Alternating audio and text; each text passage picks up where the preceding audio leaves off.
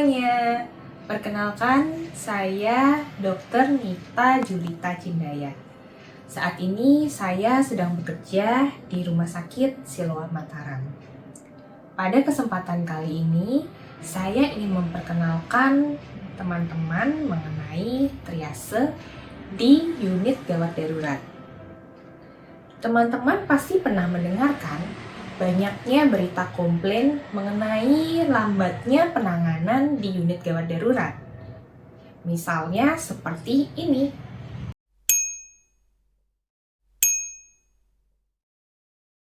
Mengapa sih hal tersebut bisa terjadi? Salah satu penyebabnya adalah karena ketidaktahuan masyarakat mengenai sistem triase. Jadi, apa sih sistem triase itu? Yuk kita bahas. Triase merupakan proses yang sangat penting dalam pelayanan kegawat daruratan. Di dalam melakukan triase, kita akan menangani pasien berdasarkan tingkat kegawat daruratannya dan bukan berdasarkan siapa yang datang terlebih dahulu. Ketika kita melakukan triase yang benar, maka pasien yang dalam kondisi kritis akan mendapatkan pelayanan dengan segera, sehingga angka harapan hidup dan tingkat kesembuhan bisa lebih tinggi dan angka komplikasi dapat diturunkan. Di dalam pelaksanaannya, tenaga triase akan melakukan penilaian keluhan utama pasien. Kemudian akan melakukan pemeriksaan tanda vital seperti tekanan darah, nadi, pernapasan, dan suhu. Selain itu, tenaga triase juga akan melakukan penilaian kesadaran pasien, serta mengidentifikasi tanda bahaya yang akan mengancam nyawa pasien. Triase memiliki beberapa tujuan utama, yaitu menentukan prioritas penanganan pasien berdasarkan tingkat kegawat daruratannya. Kemudian, memastikan pasien dengan kondisi mengancam nyawa dapat ditangani terlebih dahulu. Kemudian, mengoptimalkan penggunaan sumber daya rumah sakit termasuk tenaga kesehatan, ruang tindakan, dan peralatan medis. Lalu mengurangi resiko keterlambatan penanganan yang dapat memperburuk kondisi pasien. Tanpa penanganan triase yang baik, pasien dengan kondisi kritis tidak akan mendapatkan penanganan yang tepat, sehingga resiko kematian akan meningkat. Biasanya, triase dibedakan berdasarkan warna. Ada 3 warna yang digunakan dalam triase.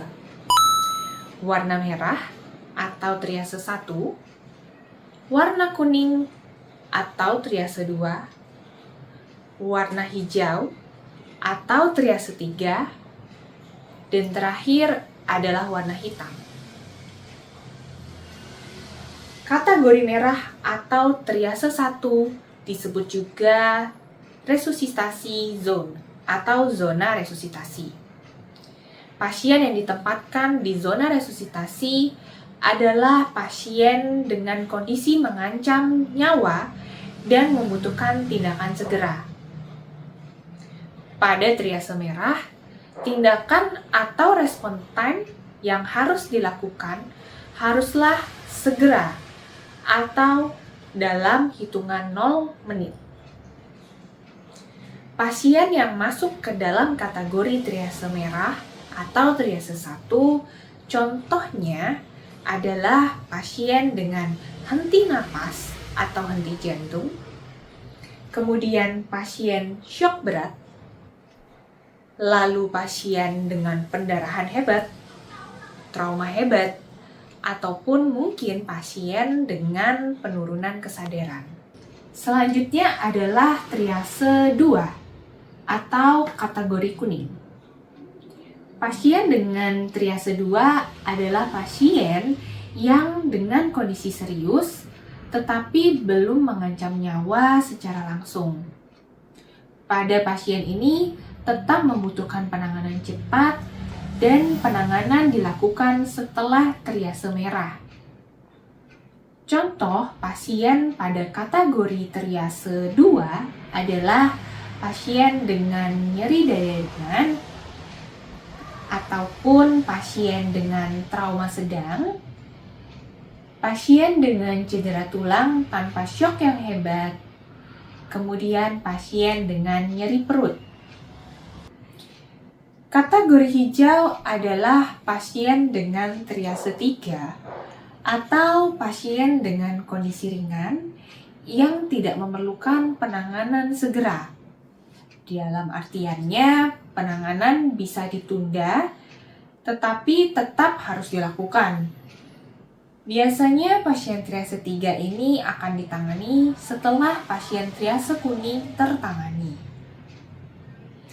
Contoh pasien pada kategori ini adalah pasien luka ringan, pasien batuk pilek, pasien nyeri kepala ringan, kemudian atau pasien yang demam tanpa adanya tanda bahaya. Pasien jenis ini masih dapat menunggu dengan sistem antrian. Kategori terakhir adalah kategori hitam. Kategori hitam artinya pasien telah meninggal dunia atau memiliki cedera yang tidak dapat diselamatkan.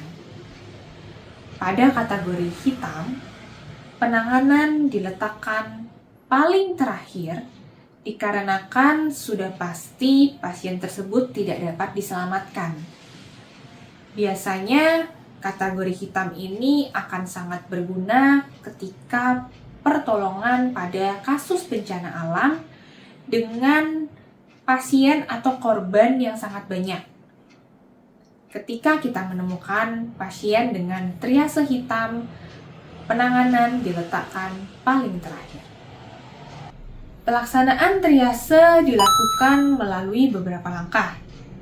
Yang pertama adalah penerimaan pasien langsung ketika pasien sudah masuk melalui pintu IGD. Setelah diterima, pasien kemudian dinilai kondisinya secara cepat. Yang dinilai meliputi kondisi umum dan kesadaran, kemudian pernapasan dan sirkulasi. Kemudian pasien dilakukan pemeriksaan tanda vital seperti tekanan darah, nadi, suhu, dan laju napas. Setelah itu, barulah pasien dapat dikategorikan berdasarkan triase hijau, kuning, merah, ataupun hitam. Karena kondisi pasien dapat berubah sewaktu-waktu, setelah kita mengkategorikan pasien berdasarkan triase dan menempatkan pasien berdasarkan triasenya juga, kita harus melakukan reevaluasi berkala. Bisa saja pasien yang tadinya kita tempatkan di ruang observasi, kemudian mengalami perburukan kondisi, sehingga harus kita pindahkan ke ruang resusitasi. Sebagai kesimpulan, triase adalah proses yang sangat penting di semua unit gawat darurat. Dengan melakukan triase yang tepat, kita dapat menangani pasien sesuai kegawat daruratannya, sehingga tingkat kesakitan dapat menurun, tingkat keselamatan dapat meningkat, dan pasien dapat penanganan yang cepat dan tepat. Semoga video ini bisa bermanfaat. Sampai jumpa lagi.